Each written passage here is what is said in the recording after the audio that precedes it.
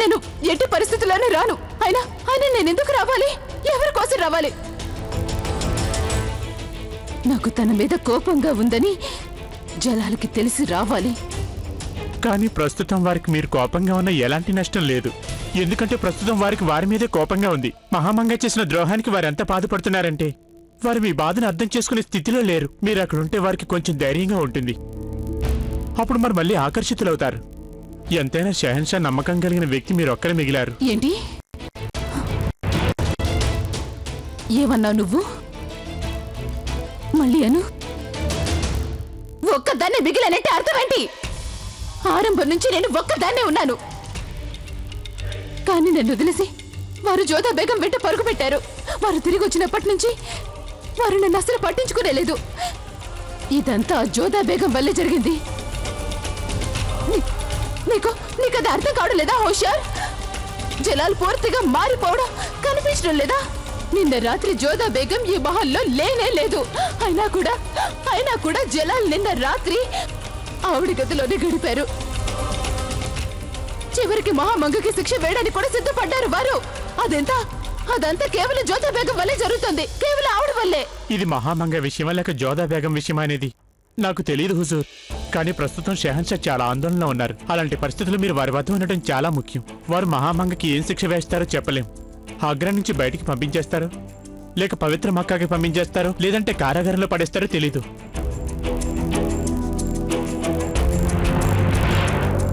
అది నాకు కూడా తెలియట్లేదు హోషియార్. జలాల్ మనసులో ఏముందో నాకు అస్సలు తెలియడం లేదు.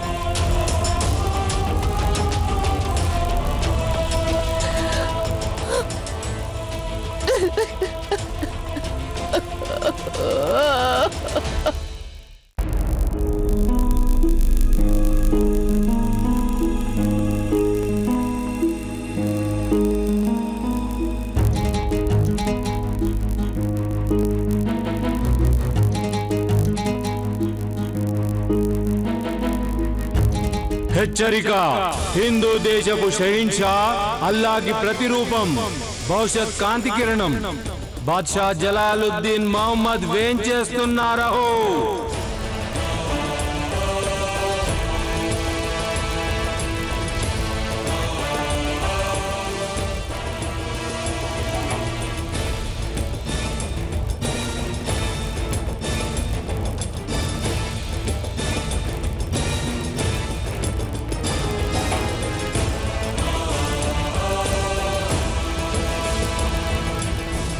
నిందితురాలు మహామంగని మా సమక్షంలో ప్రవేశపెట్టండి.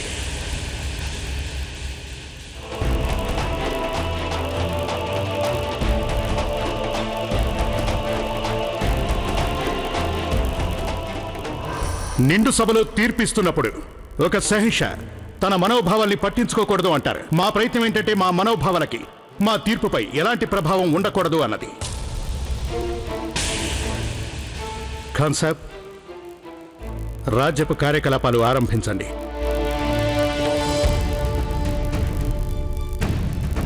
ఆదం ఖాన్, మిమ్మల్ని మీరు అదుపులో ఉంచుకోండి. ప్రస్తుతం మీరున్నది ప్రత్యేక దర్బారులో అన్నది గుర్తుంచుకోండి.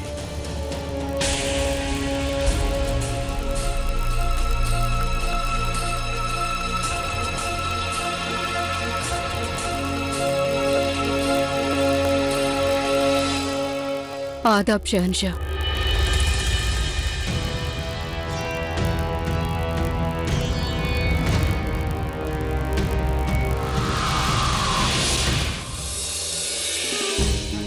నిందితురాలైన మహామంగ, మీరు మీ శక్తిని, మీ పదవిని దుర్వినియోగం చేశారని మీపై ఆరోపణ మోపబడింది. అదేమిటంటే షహన్షాని దారి తప్పించి వారిని వంచారని ఆ ఆరోపణ. ఖాన్ సాబ్, అందరికీ జరిగిందంతా వివరంగా తెలియజేయండి. అందరూ శ్రద్ధగా వినండి. మహామంత్రి మహామంగ గారు తమ శక్తిని, తమ పదవిని నిరుపయోగం చేసుకుని నేరానికి పాల్పడినట్లుగాను రుజువైపోయింది. అంతఃపురానికి కొత్త నపుంసకుల్ని సేవకులుగా నియమించే బాధ్యత ఆవిడపై ఉంది. ఆ బాధ్యతను నిర్వహిస్తున్న వేళలో పనికి వచ్చిన నపుంసకుల్లో ఒక మగవాడున్నాడని ఆవిడికి తెలుసు. రాజపుత్ర వంశస్థుడైన సుజామల్లున్నాడని.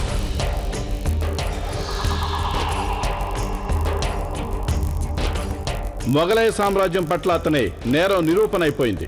కానీ మహామంగ గారు ఆ సుజామలని నపుంసకుడి వేషంలో అంతఃపురంలోకి రానిచ్చారు.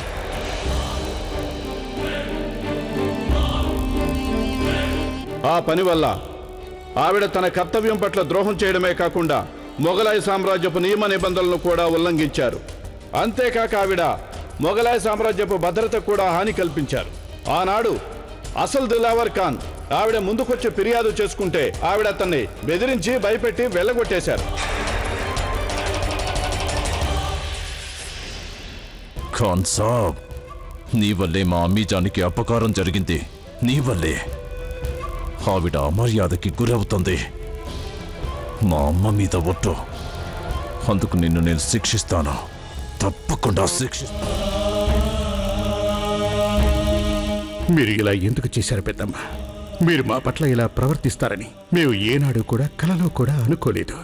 తన వ్యక్తిగత ప్రయోజనం కోసం మహామంగ గారు సుజామలని అంతఃపురంలోకి ప్రవేశించేలా చేశారు. అంతేకాకుండా షహిన్షా గారికి దిలావర్ మీద అనుమానం కలిగినప్పుడే ఆవిడ షహిన్షా గారికి అబద్ధపు సమాచారం చెప్పి దారి తప్పించారు.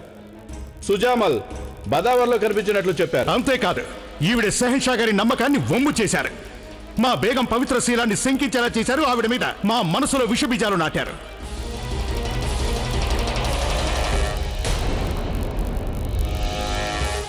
ఈ ఆరోపణలన్నీ మీ మీద నిజమేనని రుజువైపోయాయి. కానీ మొఘలాయి ఆనవాయితీ ప్రకారం నిందితుడికి చివరిసారిగా తన వాదన చెప్పుకునే అవకాశం ఇవ్వబడుతుంది. అందుకని చెప్పండి, మీపై వచ్చిన ఆరోపణల గురించి ఏం చెప్పదలుచుకున్నారు మీరు?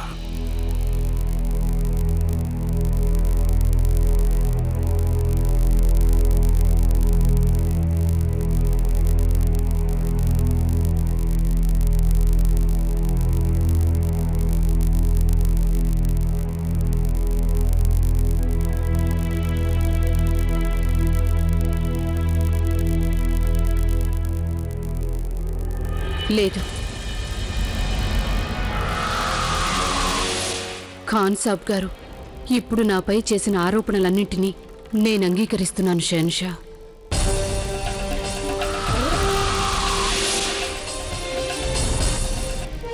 నేరస్తురాలు తన నేరాల్ని అంగీకరించారు. మహామంగని నేరస్తురాలుగా నిర్ణయిస్తూ ఆవిడ తన మంత్రి పదవిని దుర్వినియోగం చేశారని, షహన్షాని తప్పుదారి పట్టించారని నిరూపణ అయింది. మరి మీరు శిక్షణ అనుభవించడానికి సిద్ధంగా ఉన్నారే?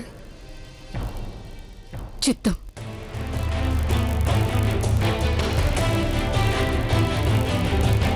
మీరు మీ కర్తవ్యాన్ని నిర్వర్తించడంలో విఫలం చెందారు. మీరొక మగాణ్ణి నపుంసకుడి వేషంలో మొఘలాయి అంతఃపురంలోనికి ప్రవేశించనిచ్చారు. అందువల్ల నేటి నుంచి మీరు ప్రభుత్వ కార్యకలాపాల్లో మొఘలాయి సామ్రాజ్యపు వ్యవహారాల్లో ఎలాంటి జోక్యము చేసుకోకూడదు.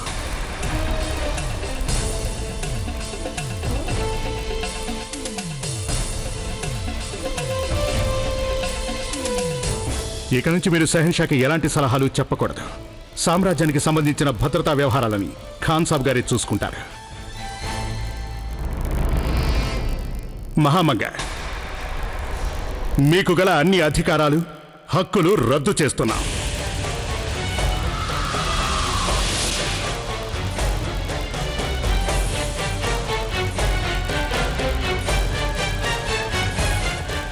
ఎందుకంటే గతంలో మీరు మా సామ్రాజ్యానికి ఎంతో సేవ చేశారు. మేము మీ విశ్వాస పాత్రతని దృష్టిలో ఉంచుకుని మీకు ఎలాంటి కఠిన శిక్ష విధించడం లేదు.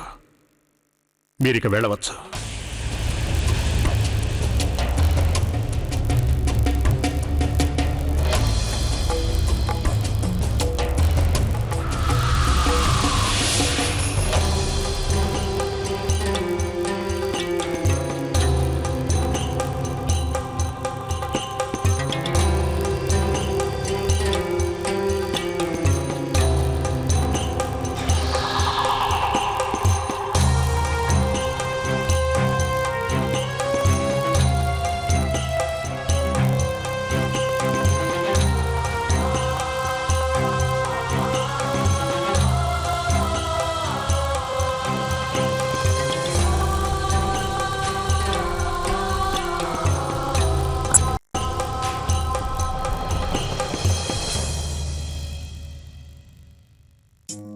ఖాజీ సాబ్, మన నూతన అధికారుల పేర్లను అందరి సమక్షంలో ప్రకటించండి. షహన్షా ఆదేశానుసారం షహన్షా గారి సంరక్షణలో ఈ సామ్రాజ్యానికి విశ్వాసపాత్రుడైన శంషుద్దీన్ ఖాన్ గారిని సామ్రాజ్యపు ప్రధానమంత్రిగాను అలాగే ఖజానాల వ్యవహారాల మంత్రిగాను నియమించడమైనది.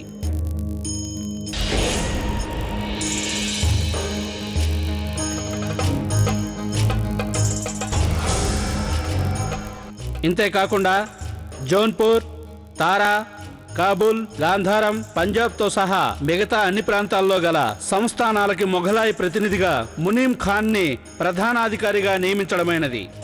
అలాగే వారిని సామ్రాజ్యపు ప్రధాన దివాన్గా నియమించడమైనది.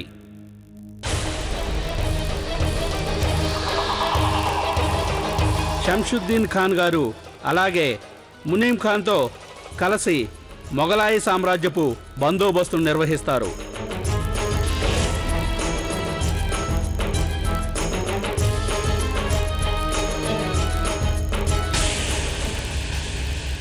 అమీజాన్ తన జీవితాన్ని మొఘలాయి సామ్రాజ్యానికి అర్పించింది. ఆ జలాల్ని ఎంతగానో ప్రేమించింది. అందుకు ఇదేనా ఆవిడకి లభించిన ఫలితం? ఇక నేను సహించబోయేది లేదు. అమ్మీజాన్ అవమానానికి తగిన ప్రతీకారం తప్పకుండా తీర్చుకుంటాను. నేను అమ్మీజాన్ వల్ల మౌనంగా ఉండిపోయాను, కానీ ఇకపై బహిరంగ తిరుగుబాటు జరుగుతుంది. బహిరంగ తిరుగుబాటు జరుగుతుంది. పగ తీర్చుకునే చర్యలకి ఆరంభం శంషుద్దీన్ ఖాన్ సాబును చంపడంతో జరుగుతుంది. అతను మా అమ్మీజాన్ మీదే ఆరోపణలు చేసే నేరానికి పాల్పడ్డాడు. అతని తల నరికేసి రుజువు చేస్తాం. మా కరవాలం అతని తెలివి కంటే వాడి అయిందని. అమ్మీజానికి జరిగిన అవమానానికి తప్పకుండా పగ తీర్చుకుంటాం. వద్దు ఆదం ఖాన్. ఈరోజు ప్రశ్న, రాజా బార్మల్ అల్లుడి పేరేంటి? ఏ అక్బర్, బి ఆదం ఖాన్. ప్రస్తుతం జలాల్కి వ్యతిరేకంగా ఎలాంటి తిరుగుబాటు చేసినా అది మనందరికీ నష్టం కలిగించేదే కాగలదు. అమ్మీజాన్, ఇంత జరిగిన తర్వాత కూడా నువ్వు నన్ను అడ్డుకుంటున్నావా? నాకు ప్రతీకారం కావాలి అమ్మీజాన్, ప్రతీకారం. ఆదం ఖాన్ సరిగ్గానే చెప్పారు అమ్మీజాన్. ఆదం, నేను నీ మనోభావాలన్నీ గౌరవిస్తాను, కానీ ఇది అనుకూల సమయం కాదు. ఇక్కడున్న స్థితిలో మనం పోగొట్టుకున్న దాని గురించి ఆలోచించటం కంటే ఇంకా మనం ఏం దక్కించుకోగలమో దాని గురించి ఆలోచించటం చాలా మంచిది. అర్థం చేసుకోవడానికి ప్రయత్నించాదాం. నేను నా పదవిని కోల్పోయాను, నా అధికారాన్ని కోల్పోయాను, కానీ నీదేం పోలేదుగా. జలాల్ దృష్టిలో ఇంతకు ముందు నీకెంత విలువుందో ఇప్పుడు కూడా అంతే విలువుంది. నువ్వు ఆ విలువను కాపాడుకోవాలి. నువ్వు నేను బాగుపడాలంటే అది కాపాడుకోవడం చాలా అవసరం. మీరు మీ పదవి పోగొట్టుకోలేదే.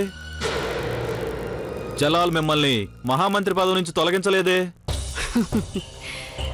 మీ మాటలు వింటే నవ్వొస్తుంది షాబుద్దీన్. జలాల్ నా హక్కుల్ని, అధికారాల్ని రద్దు చేశాడు.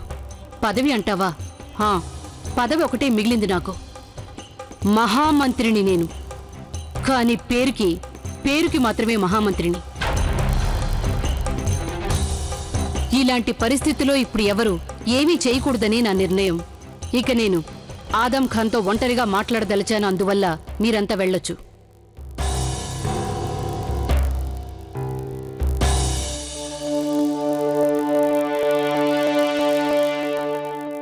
నన్ను ఇలా ఆపడం వల్ల నీకేం లాభం అమ్మీజాన్? ఈ ప్రాణాలు దక్కుతాయి, అదే నాకు లాభం.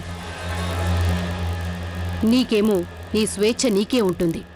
ఈ స్వేచ్ఛ మున్ముందు సరైన సమయంలో నీకు ఉపయోగపడుతుంది. ఇక ప్రస్తుతం నువ్వు జలాల్కి వ్యతిరేకంగా ఒక్క అడుగు ముందుకు వేసినా జరగబోయేదేంటంటే జలాల్ నిన్ను శాశ్వతంగా సమాధిలోనో కారాగారంలోనో పడేయొచ్చు. అలా జరగటం నాకిష్టం లేదాదాం. నాకీ లోకంలో నువ్వు తప్ప ఇంకెవరూ లేరు. నేను నిన్ను దూరం చేసుకోలేను ఆదాం. ప్రస్తుతం నాకు నీ క్షేమం, నా క్షేమం తప్ప ఇంకేవీ ముఖ్యం కాదు. ఇక నువ్వేం చేస్తావు అమ్మీజాన్? ఆ జలాలను వెళ్ళడానికి అన్ని ద్వారాలు మూసివేశాడు. అయితే నీకూడా తెలిసే ఉంటుంది ఆదాం, ఒక ద్వారం మూసుకుపోయినప్పుడల్లా మరొక ద్వారం తెరుచుకుంటూనే ఉంటుంది. మూసి ఉన్న ద్వారాన్ని చూస్తూ కూర్చోవడం తప్ప తెరిచి ఉన్న ద్వారాన్ని పట్టించుకొని వాళ్ళు తెలివి తక్కువ వాళ్ళు కాగలరు. నేను ఆ రెండో ద్వారం ఎక్కడుందో కనుక్కున్నాను ఆదాం. నువ్వే చూస్తావుగా. నీకు నాకు ఎంతో బలం చేకూరబోతోంది. ఇక మన అధికారాలు గతంలో కంటే ఎక్కువగా ఉంటాయి. ఎలా అమ్మీజాన్, ఎలా? అది నేను నీకిప్పుడే చెప్పలేను. సమయం కోసం వేచి చూడు. ఈసారి కనుక నేను నా ఎత్తుగడలో సఫలమైనట్లయితే మనకు వచ్చిన లాభమేంటో అప్పుడు నీకే తెలుస్తుంది ఆదాం.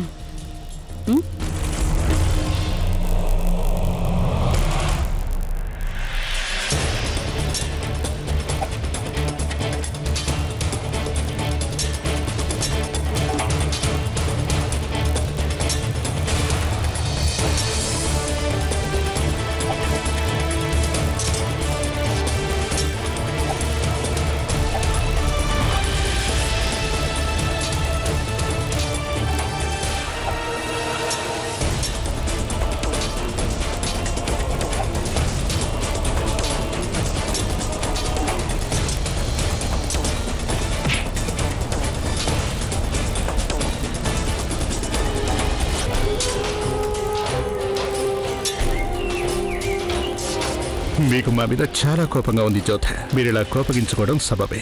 ఖాన్ సాబ్, షహన్షా గారి వైఖరి అంత బాగున్నట్లేదు. ఇలాంటి సమయంలో వారితో మాట్లాడడం మంచిదేనంటారా? మనకి వేరే గత్యంతరం లేదు. షహన్షా గారి అభ్యాసం పూర్తయ్యే వరకు మనం వేచి ఉండక తప్పదు.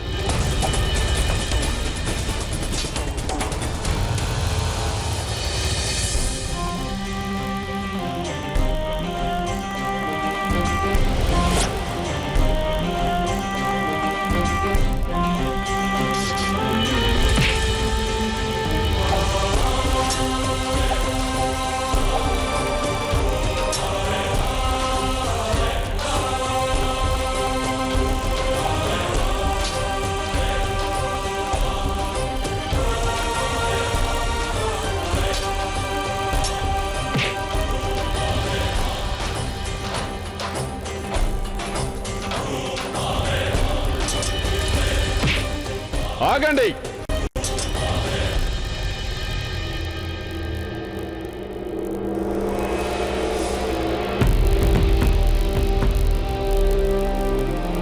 ఏంటిది ఖాన్ సాబ్? తప్పైతే క్షమించండి హుజూర్. బహుశా మీకు తెలియదనుకుంటాను, మీరు గాయపడి ఉన్నారు.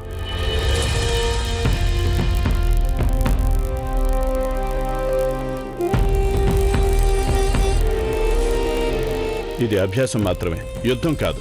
ఇక ముందు జాగ్రత్తగా ఉండండి. వెళ్ళండి. ఇక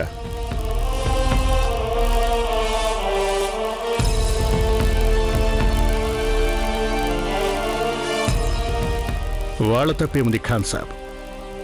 వాళ్ళని ఆదేశించిన విధంగానే వాళ్ళు అనుసరిస్తున్నారు. మేమే మా ధ్యాస తప్పిపోకుండా ఉండవలసింది. షహన్షాకి ఒక్క గాయమైనా అది మొత్తం సామ్రాజ్యానికే బాధను కలిగిస్తుంది. షహన్షా, ఏమిటి మీకు ఆ పరధ్యానం? ఖుదా దయ వల్ల ఇది కేవలం అభ్యాసమే. అదే యుద్ధమై ఉంటే మీరు తీవ్రంగా గాయపడి ఉండేవారు.